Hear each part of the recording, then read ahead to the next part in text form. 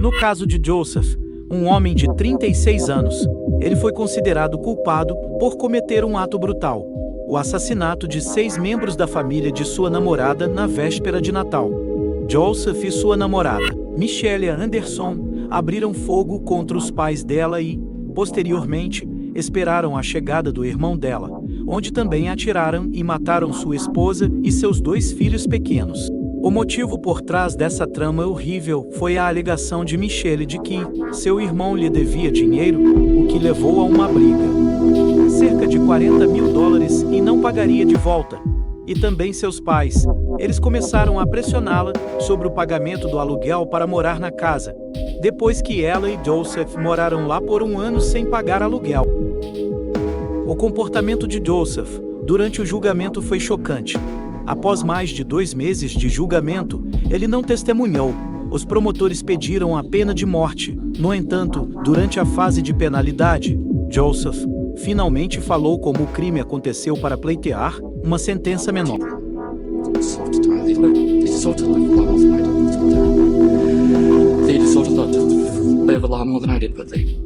Moved to Judy first. I put a bag over it because I couldn't look at her because of see the emptiness where she should be.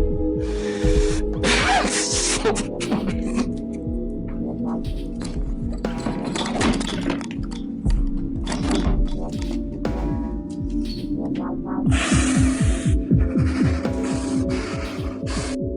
Joseph demonstrou uma chocante falta de remorso ao comentar insensivelmente que, pelo menos, ninguém estava sofrendo mais. No final, tanto Joseph quanto Michelle Anderson foram condenados a 6 penas de prisão perpétua pelos terríveis assassinatos dos familiares de Michelle. A gravidade de seus crimes e o impacto sobre os entes queridos das vítimas foram refletidos nas severas sentenças, garantindo que eles passariam o resto de suas vidas atrás das grades. Antonio Barbell. Antonio pode parecer jovem e brincalhão, mas seu crime não foi uma piada.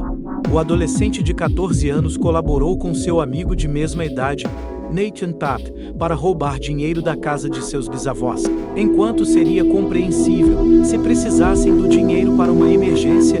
Esses adolescentes o roubaram para comprar pizza e maconha. É indiscutível que roubar é errado, mas Antonio e Nathan não pararam por aí. A bisavó de Antonio, Barbara Olson, estava em casa naquele momento.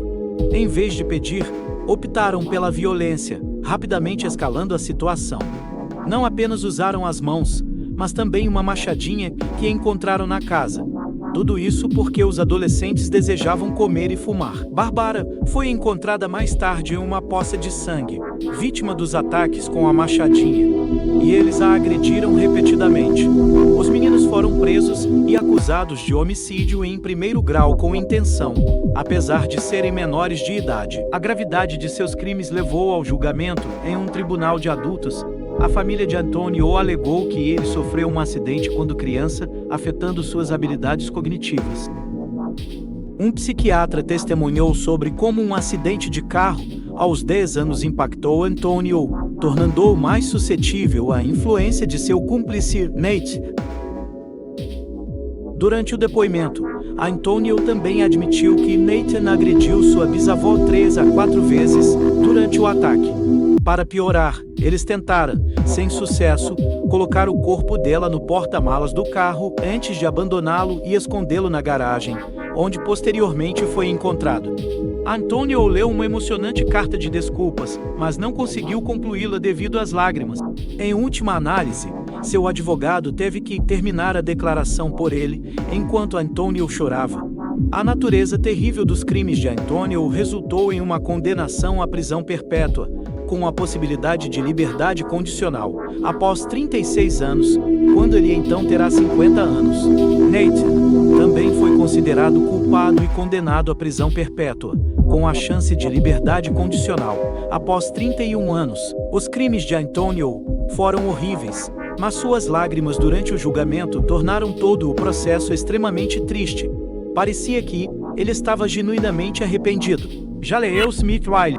Jaleel enfrenta uma sentença severa devido a um crime que causou grande devastação na vida de 2 pessoas inocentes. Ele e outros 2 indivíduos se aproximaram de um carro estacionado. Testemunhas dizem que Jaleel se aproximou e bateu na janela com uma arma.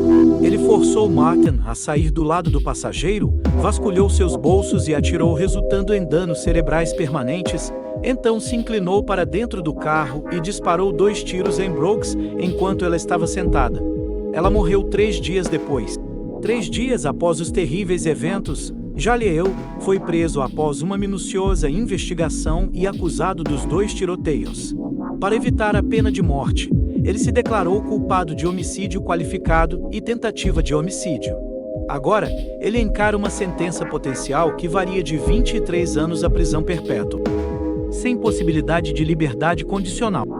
Antes de ser sentenciado, a família de Brooks compartilhou declarações emocionais e poderosas, expressando a profunda dor e devastação causadas pela ganância, egoísmo e total desrespeito à vida demonstrados por Jaleel. Sua irmã mais nova expressou o desejo de que ele receba uma sentença de prisão perpétua sem possibilidade de liberdade condicional, uma vez que eles têm que lidar com a vida sem Porsche. Quando Jaleel teve a oportunidade de se dirigir ao tribunal, ele estava visivelmente emocionado, e seu advogado de defesa reforçou que ele sente um remorso genuíno e carrega o peso do que fez todos os dias. O juiz Charles Kabik, levando em consideração a gravidade dos crimes cometidos e o profundo impacto na vida da família da vítima, decidiu que a prisão perpétua sem liberdade condicional era a sentença apropriada. Ao ouvir a sentença, Smith Riley desabou no chão em lágrimas.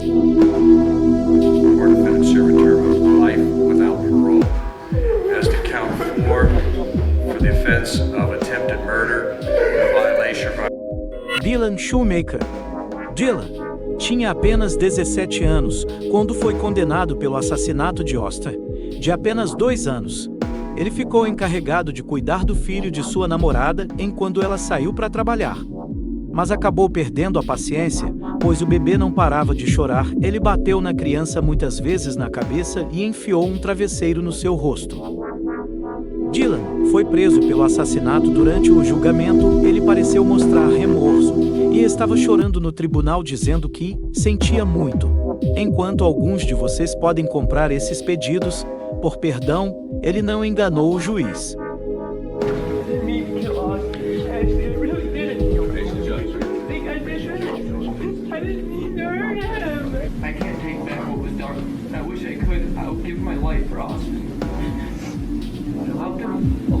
Austin Smith was completely defenseless. That's a given. But there were other dynamics at work there, including my client's inability to either control his anger or frustration, and his inexperience of a circumstantial thing. In Judge M. William Bowler's last words to Shoemaker, he told the now 17-year-old that in his short life he's caused so much despair to so many people.